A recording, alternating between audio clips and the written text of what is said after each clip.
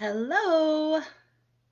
Hi, hi, hi. Welcome to this week's installment of our live focus mini class. Hope everyone's doing well today. I am coming at you today from a new space. I am actually in my hometown of Steubenville, Ohio. Actually, the neighboring village of Wintersville, Ohio, if you want to be technical.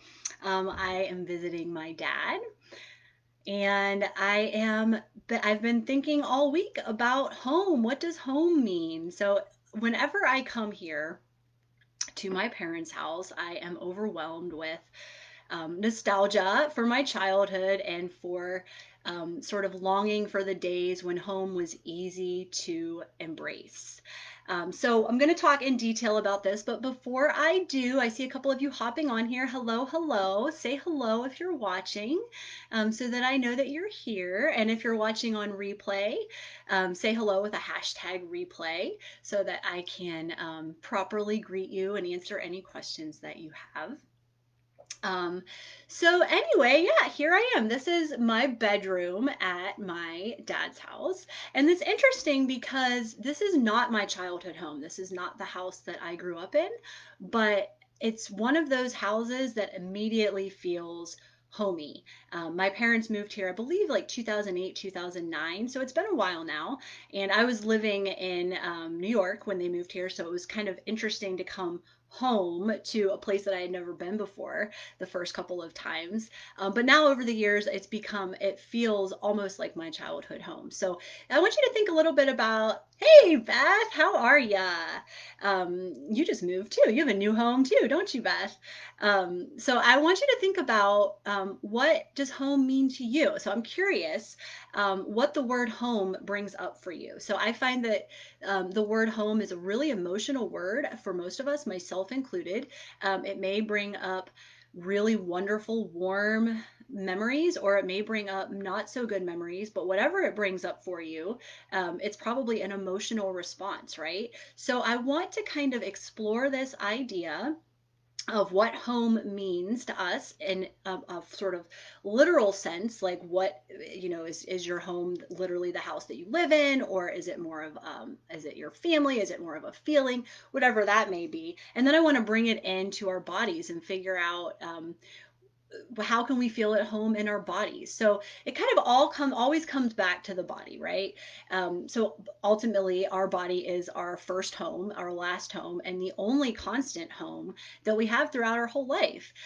So we can either choose to live in our body and be at home in our body, or we can choose to not focus on that and not ever really think about that. Hey, Danielle, what's up? Her hubby and her boys, those are beautiful things that make up a home and a lovely family and home that you have, Danielle.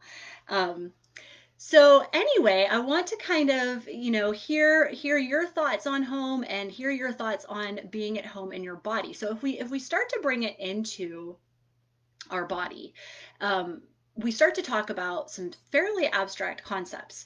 I am not an embodiment expert, but I am someone who is interested in embodiment. So I thought I would talk a little bit about what embodiment means to me today, and what that actually, when I think of being embodied, what I think of is being sort of inhabiting my body. So, not just going about my external world, but actually living inside of my body. I see a couple more of people jumping on here. So, say hello if you're here. I would love to have you join the conversation.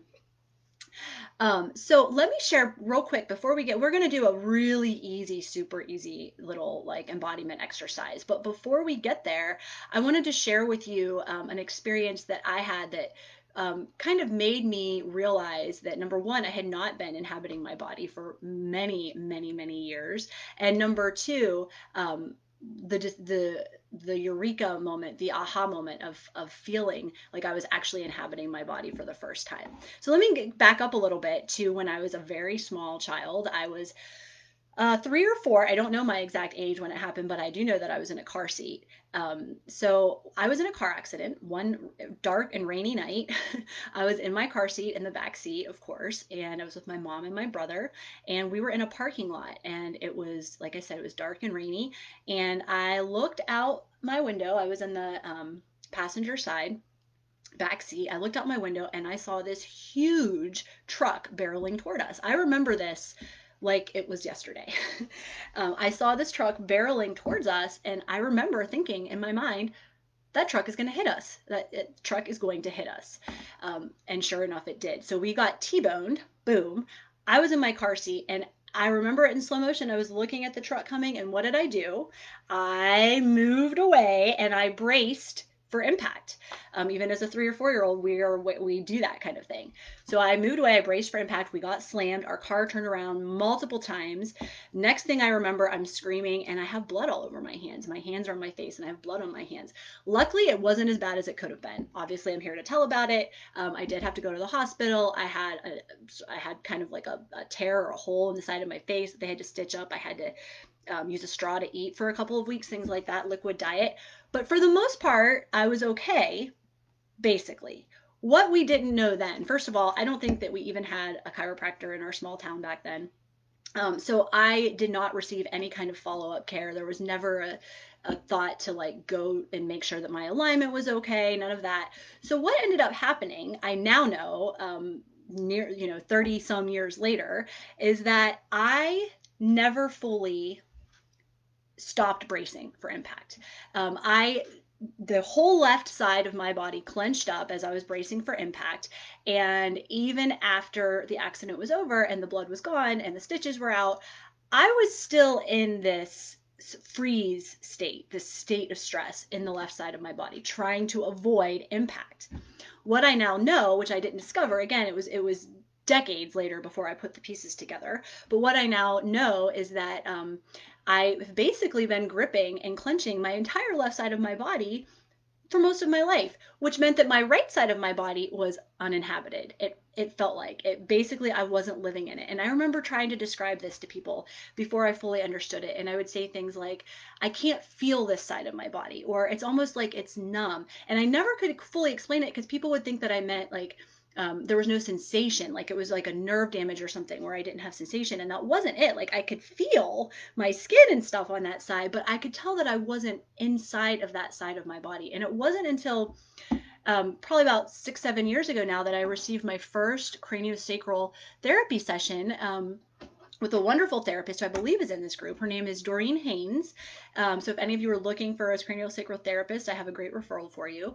But my first session with her, my body freaked out. I went through it was like a quaking, shuddering feeling, like I couldn't stop, like almost like convulsing. I mean, it wasn't like a neurological thing, it wasn't like a seizure or something, but it was like there was so much releasing and so much happening that I literally couldn't stop shaking. My teeth were chattering, and she kept saying, "Are you okay? Do you need to stop?" I was like, "No, this is great. This is exactly what I need."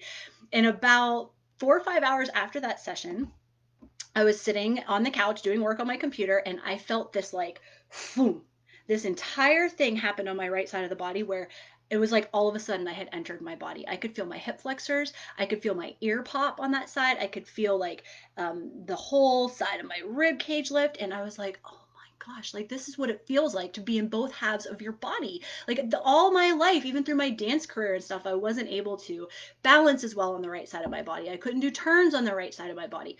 Why? Because I wasn't living in my body. I wasn't at home in both sides of my body.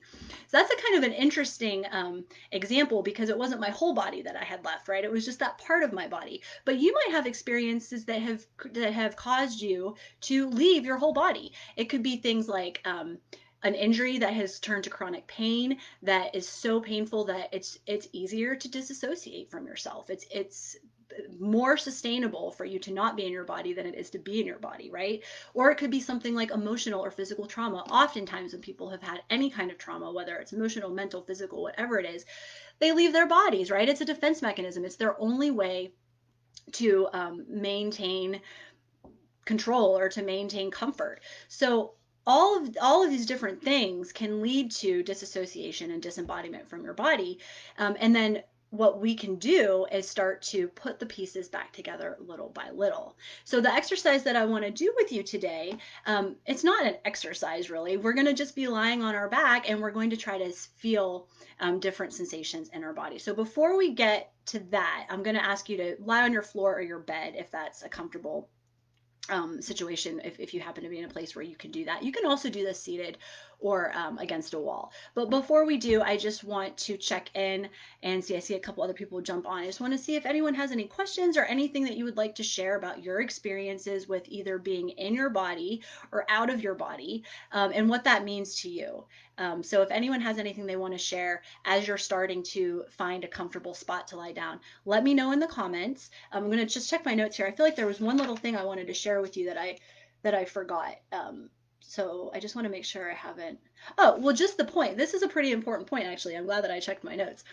So if we are not embodied, if we are not in our body, we're disassociated from that, we're not at home in our body. The tragedy of that, well, there's lots of tragedies of that, but one of the big ones is that we can't receive information from our body, right? So our body is constantly communicating with us through either pain, discomfort, whatever, anything that's negative is a sign that something's not working. So that's a direct communication of our body to our mind. And if we're not in our body, we can't receive that information. And then you can even take that on a broader level. We talk about like intuition, which can sound almost like woo woo, but intuition is actually, it's just it's our like alertness and our observation of the world around us. Sometimes our body is more aware of subtle cues and different clues and stuff coming from other people than our minds are. So our intuition is really our body telling us, hey, something's off or something's not right, or hey, this is the right way to go, right? But if we're not in our body, if we're not at home in our body, we don't get that information. So you can keep this at a small level and say, well, my body, my whole life will be better if I'm in my body, but the world itself will also be better if everyone is in their body, because we can then glean information and data from the world around us and act accordingly, right? So we can become more caring, we can become more compassionate, we can become more understanding of the people around us if we're at home in our bodies. So I think it's really, it's not just important for our own personal well-being, but it's important for the whole world in general. I see a comment from Beth. Let's see what she's saying. She had verbal trauma and totally understand this kind of experience. Also recommend Somatic Experience with Lisa. I follow her too, Beth. She's awesome. Yeah, she does a lot of embodiment work. She's an embodiment expert, I would say. So if you have a link to that, Beth, I don't happen to have that right now, but if you have a link to her page and you want to drop it in the comments, go ahead. Otherwise, I'll come back later and put that link in there, because there's so many wonderful embodiment practitioners out there that I think would be really educational for everyone to, kind of be exposed to. Okay, all that said, let's go ahead and lie down now. And if you have a pair of Yamuna black balls, go ahead and have that close to you. Or really, we're only going to just use one probably, but if you have two, you can have them close. If you don't need to have those with you.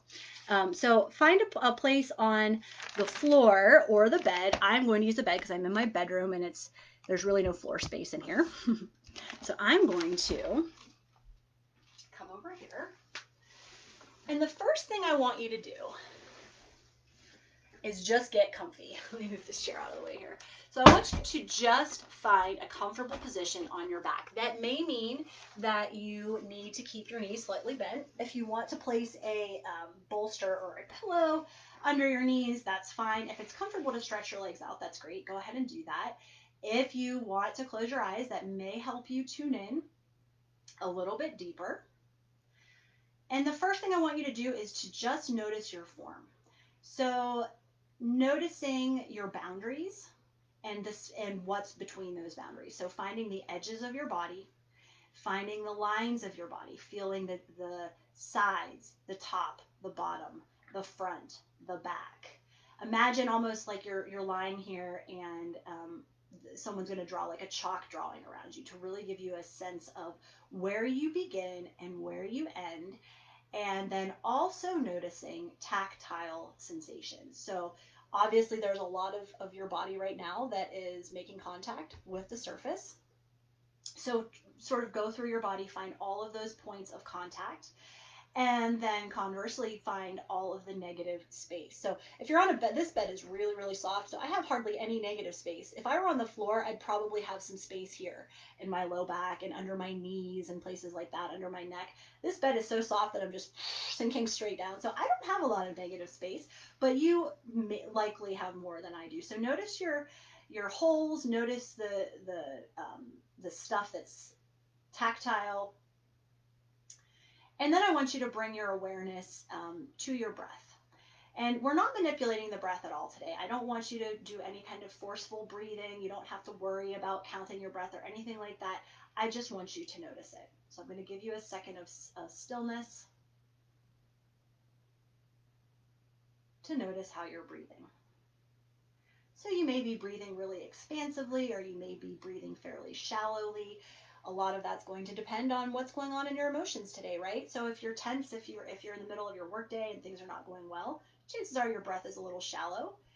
Or maybe you're feeling great today and this is your little respite from the busy day. So maybe this is a time where you're feeling like your breath is flowing really freely and really easily. So you're just noticing. Now that you're kind of a little bit more in your body, you're aware of your lines, you're aware of your shape, you're aware of your lungs working, I want you to start to do a very basic body scan. So many of you have probably done something very similar to this before, where you kind of start at your feet and it's like an inventory. So I just want you to, in your mind's eye, bring your awareness to your feet and start to work your way up. And what I want you to think about while you're doing this is the many sensations that you're feeling in various parts of your body. So you're probably full of dozens, if not hundreds, of sensations right now. And I want you to start to notice what those are. So starting at your feet, work your way up to the knee, pelvis, go in any order you want. Some descriptive words that you might look for as you're noticing. Look for places that might, well, the first one is obvious, pain. If you're feeling pain, that's going to be your most obvious sensation. I also want you to look for things like feelings of heat or feelings of cold. Perhaps something might feel itchy. Sometimes I get the feeling of itchiness under my skin. Um, Other sensations that you might have would be maybe something feels heavy, maybe something feels light or kind of confused, like it's floundering, it doesn't know how to ground. Um, you might have a sensation of something feeling sticky or gunky, or something might feel very elusive to you, like you can't quite feel it. So these are just some examples, but I want you to just sort of passing through your body saying, oh, look, that's a sticky spot. That's an itchy spot. That's a heavy spot. Just noticing these. You don't have to memorize them, just noticing and keeping that awareness of your breath as well. I'm going to zip my lips for just a moment so you can tune in and be quiet.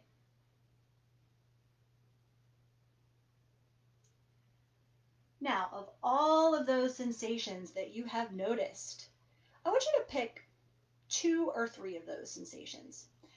The first one being the most obvious. So if there's pain, and this could be a sharp pain or a dull pain or even just a discomfort, whichever one is the thing that's sort of talking the loudest to you, I want you to channel your breath to that point. And what I mean by that is I want you to imagine that you are going to expand that point. That may be somewhere as far away from your lungs as your feet, or it could be right by your lungs. You might feel something in your chest. Whatever it is, send your breath there. I'm sending my breath to my right knee right now because that's something that's talking to me. After you've done that to one point, pick a second point, maybe the second most talkative or the second most obvious, and send your breath to that point. And so on until you get to your third point. And if you have time and the energy to do it to more than 3 points, you can. I thought picking 3 would be a good start. Once you've kind of acknowledged those points, communicated with those points, started to interact with those points a little bit, now we're going to bring a ball into it. So I have 2 here, and I know one's going to roll off, so I'm just going to toss it down there. So as you can see, I don't have my black ball today. Most of you are probably doing this with a black ball, but if you have one of these or one of the Yamana Sea Glass balls or the Yamana Advanced Navy balls, those will work just as well. But I would say do this with a small ball. If you only have a pearl ball, you can try it with that too. It might feel a little awkward, but you can try it. Now, of those 3 points that you just communicated with, pick that one that was the most clear, the clearest message, the most obvious. Wherever it was in your body, I want you to take your ball and I want you to just place it underneath that point. If it's in the front of your body, you can turn towards your front. You don't have to stay on your back for this. Since I'm working in that spot around my knee, I'm going to take this ball and put it, for me, I feel like it's just past my knee. So I'm going to put the ball right there. Once you've got the ball placed, get yourself comfortable again. There's kind of a moment of reestablishing after you place the ball. Like, for instance, in my leg here, as I put the ball there, my leg kind of wanted to flop out. So I want to get to a point where I'm really able to fully relax again. And I want you to bring your awareness only to that spot where the ball is. And give yourself a moment here. A couple of good breaths here.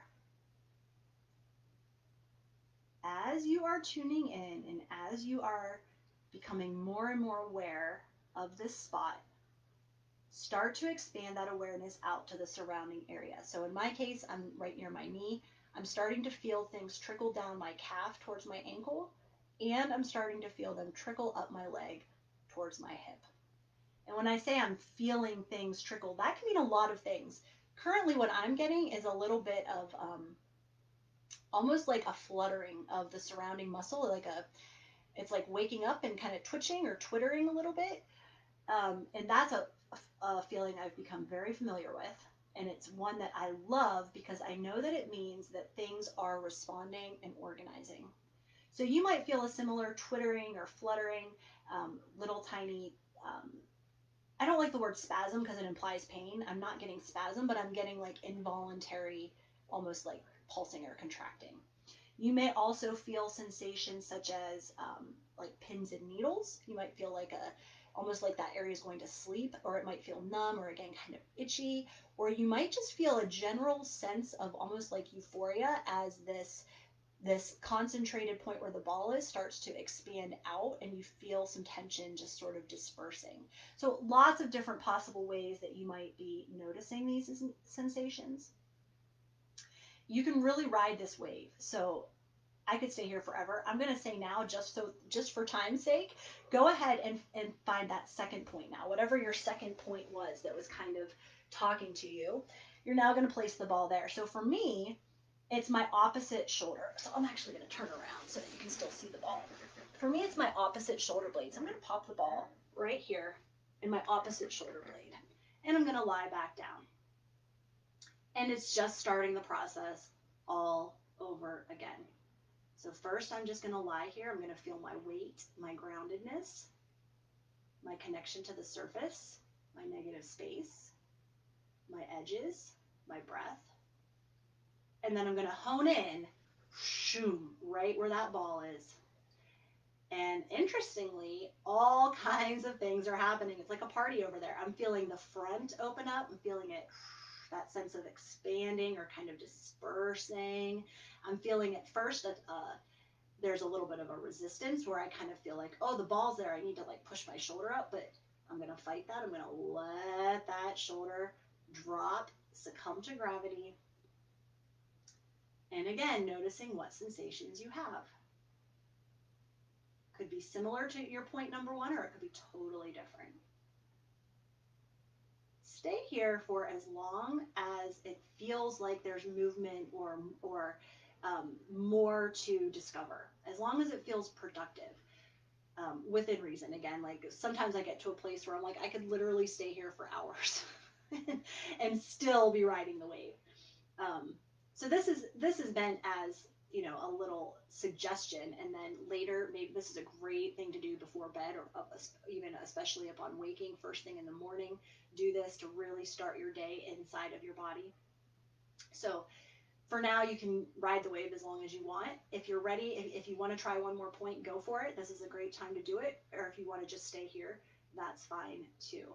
I feel like I could do one more point. So what I'm going to do is, I'm feeling it right here now, this hip. So I'm going to turn around and place the ball in my front and lie there. So what I want you to think about, one last little point to make about this, whenever you're doing some exercise like this, whenever you have the sensation that your body is having a craving for some stability or for some feedback or for some just attention in a certain area, always, always, always follow that. Always, whenever you have the feeling of, oh gosh, it would feel so good if I could just place the ball right here. Whenever you have that sensation, place the ball right there. Breathe, sink, wait. And what will happen is after a while, it could be a minute, it could be 5 minutes, you're going to have another craving. Your body's going to say, oh gosh, now I really want to move it just a little bit further out. Oh, that's the spot. That's the sweet spot. So you start to be able to really identify what those cravings are, and your body will never lead you astray.